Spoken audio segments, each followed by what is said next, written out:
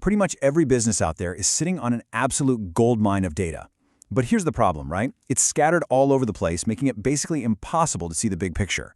So today, we're going to go on a journey. We're going to see exactly how you can turn that chaos into your most powerful strategic asset.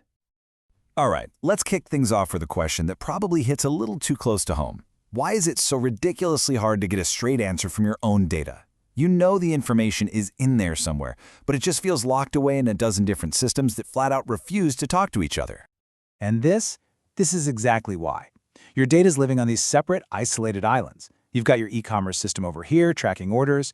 Your CRM knows everything about your customers. The accounting software is handling the money, and your marketing tools are watching ad spend. Each one is a genius in its own little world, but they're all speaking a completely different language. And that, right there, brings us to the core issue we are tackling today, the data silo problem. It's the huge, fundamental barrier that stands between just having data and actually having useful insights. So why bother connecting these islands in the first place? I mean, what's the big deal? Well, each system is great at its one specific job. When you put them all together, you just get fragmented, inconsistent data. Trying to get a straight answer out of that mess is a nightmare. See, the goal isn't just to shuffle data around. It's to build a bridge between these islands that lets you make smarter, faster decisions. And to do that, we need to start thinking like an engineer and build ourselves a data factory.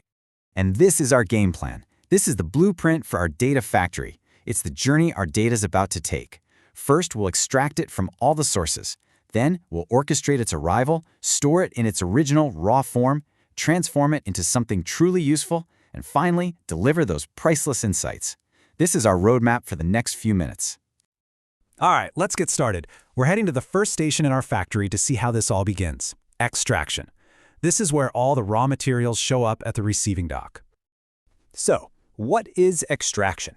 It's really simple. It's just the act of pulling that raw data from all those different islands, your CRM, your e-commerce platform, you name it. We're not changing it, we're not cleaning it yet, we're just getting it in the factory doors. And there are basically two main ways we get those materials. With modern systems, we use APIs. Think of it like a direct line to the kitchen. You can order exactly the data you want from a menu and get it delivered almost instantly. But with older systems, we often have to rely on file exports. This is more like a scheduled newspaper delivery. You get a big batch of data, like a CSV file, dropped on your doorstep at a specific time. Both methods work, but they really affect how fresh and up to the minute your data can be. Okay, so the raw materials are in the building. Now, let's head out onto the factory floor and take a look at the real heart of the operation, the data pipeline itself. The very first thing you'd notice is the control system. In the data world, we call this the integration layer. This is the brain of the entire factory. It's the traffic controller that tells all the machines when to start, what to do, and maybe most importantly, what happens if something breaks. It's what makes sure the whole production line runs smoothly and reliably 24/7. Okay, once that raw data is in, it's immediately moved to something called a landing zone. Think of this as a super secure warehouse for all our raw materials. It is an exact, untouched copy of the data we got from the source. Now, this is absolutely critical because it gives us a perfect audit trail, and it means if we ever want to change our process later, we can just rerun the whole assembly line with the original data. And now, we get to the really cool part. The magic, really. Transformation. This is the main assembly line. This is where we take all those different raw materials and start cleaning them up, standardizing them, and converting them into high-quality components that we can actually use to build something meaningful. Look, at the end of the day, this whole entire process, it's all about one single goal: moving from dozens of different conflicting stories to one reliable, single source of truth for the entire company.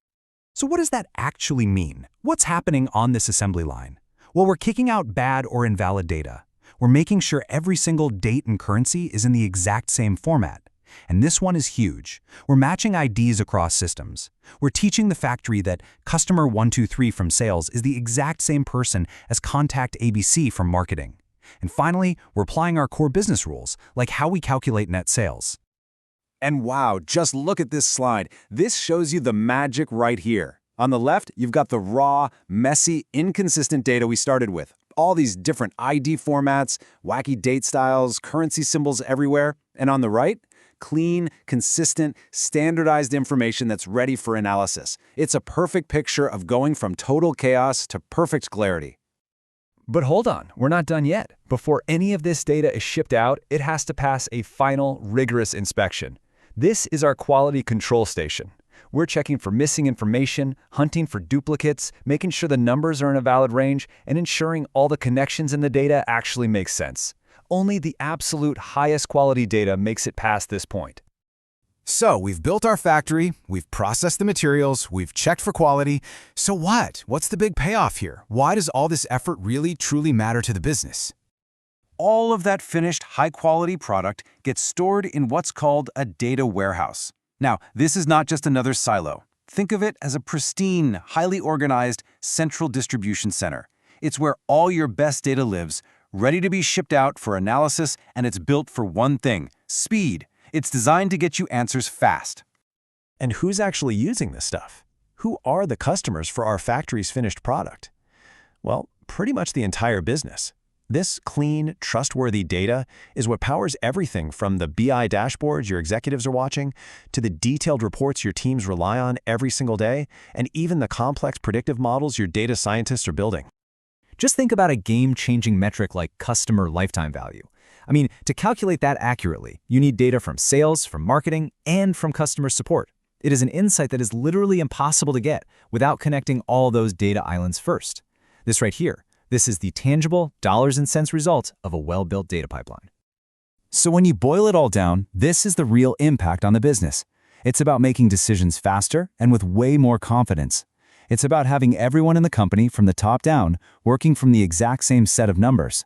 It means less time wasted manually stitching together reports and spreadsheets, and way more time to start asking bigger, more strategic questions about the future. And I really want to leave you with this one core idea, because it's so important. This isn't about having the fanciest or the most complicated tools. The true value of any data pipeline, of any data factory, is measured by one simple thing. Do people trust the data that comes out of it? So, as we wrap things up, I'm going to leave you with a question to chew on. If you could wave a magic wand and connect all of your data islands tomorrow, what is the one critical question about your business that you could finally and confidently answer?